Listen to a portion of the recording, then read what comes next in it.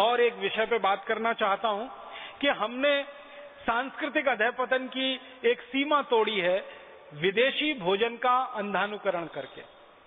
भाषा में हम विदेशी हो गए, भूषा में हम विदेशी हो गए, भोजन के स्तर पर भी हमारे देश में बहुत ज्यादा विदेशीकरण हो गया। भोजन भी हमारी जलवायु और हमारी जरूरत के अनुसार विकसित हुआ है इस देश में। हमारे लाखों करोड़ों वर्ष के जीवन में भोजन का जो विकास हुआ है, ये सबसे बड़ा विकास है भारत में। भारत में माना जाता है, सारे विद्वान इस पर एक मत हैं कि भोजन में जो कुछ हमने विविधता लाई है पिछले हजारों लाखों वर्ष में, ये भारत की सबसे बड़ी देन है पूरी दुनिया के। शायद भारत के भोजन में जितनी विविधताएं हैं दुनिया के किसी देश में आपको नहीं मिलेंगी। आप जानते हैं गेहूं भारत में भी पैदा होता है, गेहूं ब्रिटेन में भी पैदा होता है, गेहूं कनाडा में भी पैदा होता है, गेहूं अमेरिका में भी पैदा होता है, यूरोप के और भी कई देशों में गेहूं पैदा होता है। गेहूं एक ही तरह की फसल है, वो भारत में भी है, यूरोप के कई देशों में और अमेरिका में भी है। हम गेहूं का आटा बनाते हैं और आटे से फिर हम पूड़ी बनाते हैं, कचौरी बनाते हैं, हम पराठा बनाते हैं। पराठे कई तरह के बनाते हैं, पूरियां कई तरह की बनाते हैं, कचौरियां कई तरह की बनाते हैं, रोटी बनाते हैं तो रोटी भी कई तरह की होती है। कोई रोटी तंदूर वाली होती है, कोई रोटी चूल्हे वाली होती है, कोई रोटी गैस वाली होती है, तवे वाली होती है। तो रोटियों के 20 प्रकार हैं, पूड़ियों के 20 प्रकार है, कचौरियों के 20 प्रकार है, पराठों के 20 प्रकार हैं। माताएं बहनें यहाँ बैठी हैं, 1 परत का पराठा, 2 परत का पराठा, 3 परत का पराठा, 4 परत का पराठा, ऐसे पराठे हमारे देश में घर घर में, गांव गांव, गली गली में इतने अद्भुत और इतनी विविधता वाले। हमारे पास क्या है? गेहूं का आटा। उसी गेहूं के आटे से खाने के लिए सैकड़ों तरह की चीजें हम बना सकते हैं, पूरी, पराठा, रोटी आदि के स्तर पर। यूरोप के पास भी वही गेहूं का आटा है, लेकिन उनके पास बनाने के लिए 2 ही चीजें हैं, या तो पाव रोटी या डबल रोटी। 2 ही चीजें हैं उनके पास। और उसको 2 भी क्यों कहें, एक ही चीज है। पाव रोटी, डबल रोटी एक ही तरीके से बनते ही है, बस मामूली सा अंतर है। तो वो गेहूं पैदा करते हैं, गेहूं को पैदा करके आटा बनाते हैं, उस आटे से पाव रोटी, डबल रोटी के अलावा तीसरी रोटी बना ही नहीं सकते वो। हमारे यहाँ सैकड़ों किस्म की रोटियां, पूरियां, कचौरियां हम बनाते हैं। अब भारतवासियों का ये दुर्भाग्य है कि जिस भारत देश में हजारों साल से सैकड़ों किस्म के गेहूं के आटे से बनने वाले व्यंजन रहे हों, वो भारतवासी सवेरे से शाम तक पाव रोटी और डबल रोटी खाते। वो pizza, burger, hot dog, cold dog, इन्हीं नामों पे है सब वो पाव रोटी और डबल रोटी। पिज्जा कह लो, बर्गर कह लो, उसको बीच में से काट के सलाद भर लो या सलाद के बीच में उसको लगा के खा लो, बात तो एक ही है। तो आप देखो कि कितने नीचे हम आए, कितना पतन हमारा हुआ। सैकड़ों किस्म के व्यंजन जो हम गेहूं के आटे से बना सकते हो, उस देश के लोग पाव रोटी, डबल रोटी, पिज्जा, बर्गर खाने में फंस जाएं, तो ये भी हमारे सांस्कृतिक अधःपतन की ही निशानी है, या बल्कि मूर्खता की निशानी। मूर्खता इसमें पता है क्या है? कोई भी पाव रोटी और डबल रोटी जो आप खाते हैं ताजा नहीं होती। ताजा होती तो वो बनती ही नहीं, वो तो बासी ही होती है। वो 1 दिन बासी हो सकती है, 2 दिन हो सकती है, 10 दिन हो सकती है, 15 दिन हो सकती है। यूरोप और अमेरिका में तो 3-3 महीने पुरानी बासी पाव रोटी, डबल रोटी मिलती है और लोग उन्हीं को खा के अपना जीवन चलाते हैं, गुजारा करते हैं। अब हमने उनकी नकल करके हमारे घरों में वो बासी डबल रोटी लाना और खाना शुरू कर दिया। गेहूं के आटे के बारे में विज्ञान ये कहता है कि इस आटे को गीला होने के 48वें मिनट के अंदर इसका रोटी बन जाना चाहिए और रोटी बनने के 48 मिनट के अंदर इसको खा लिया जाना चाहिए। लेकिन पाव रोटी और डबल रोटी का अगर कहानी सुनना और गिनना शुरू करेंगे तो वो तो 10-20 दिन पुराना होता है।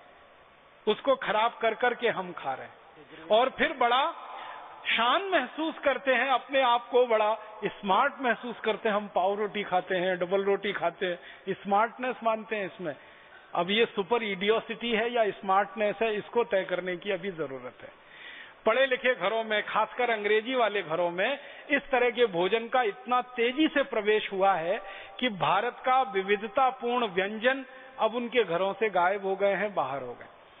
अगर आप ईमानदारी से एक काम करें, हम में से कोई भी ये काम करे, जिस दिन हमारा जन्म हुआ और जिस दिन हमारी मृत्यु हो, ये सारे दिन हम गिन लें, उतने दिन हम नए नए व्यंजन बना के भारत में खा सकते हैं। इतनी विविधता इस देश में हजारों साल से उपलब्ध रही है। अब उस भारत में गिने चुने 2-4 व्यंजन जो अंग्रेजियत वाले हैं वो हमारे घरों में घुस गए। व्यंजन घुस गए, डबल रोटी, पाव रोटी, उसके साथ बिस्किट आ गया। जिस देश में ताजा रोटी बनती हो, ताजा भाकरी बनती हो, ज्वार की भाकरी बनती हो, बाजरे की बनती हो, मक्के की बनती हो, तीनों की मिलाकर बनती हो, उस देश के लोग बिस्किट खाने लगे, उस देश के लोग डबल रोटी और पाव रोटी खाने लगे। तो इससे ज्यादा शर्मनाक और कुछ हो नहीं सकता। तो भोजन के स्तर पर इतनी ज्यादा गिरावट हम में आ गई है। और इससे भी बड़ी एक गिरावट हम में आई है। हम भारत में इतने अद्भुत देश में रहते हैं जिसकी कल्पना किसी देश को नहीं हो सकती। हम भारत में ऐसे स्थानों पर रहते हैं जहां हमको ताजा सब्जी सुबह और शाम दोनों समय उपलब्ध होती है। भारत के किसी भी राज्य में आप रहते हो, ताजा टमाटर, ताजा मटर, ताजा गाजर, ताजा मूली, ताजा पालक, ताजा मेथी, ताजा बैंगन, ये सारी सब्जियां ताजी की ताजी सुबह भी मिलती हैं, शाम को भी मिलती हैं। और आपके घर तक आकर कोई देके जाता है। आप जानते ना, कोई ठेले वाला आता है, कोई खोमचे वाला, रेहड़ी वाला आता है और आवाज देके, बहन जी सब्जी ले लो, माता जी सब्जी ले लो, घर के सामने आकर आपकी घंटी बजाकर, आपका दरवाजा खटखटाकर, बोलकर, चिल्लाकर आपको घर में ताजा सब्जी देकर जाता है। ये सपना अमेरिका में रहने वाला कोई आदमी सोच नहीं सकता, देख नहीं सकता। यूरोप में किसी को कल्पना नहीं हो सकती कि सवेरे ताजा सब्जी, शाम को ताजा सब्जी कोई घर के सामने आकर दरवाजा खटखटाकर बोलकर देके जाए। अमेरिका में तो ताजा सब्जी लानी कल्पना की बात है, क्योंकि सब्जियां सब 7 से 15 दिन पुरानी मिलती हैं। इससे ताजा सब्जी तो कहीं मिल ही नहीं सकती।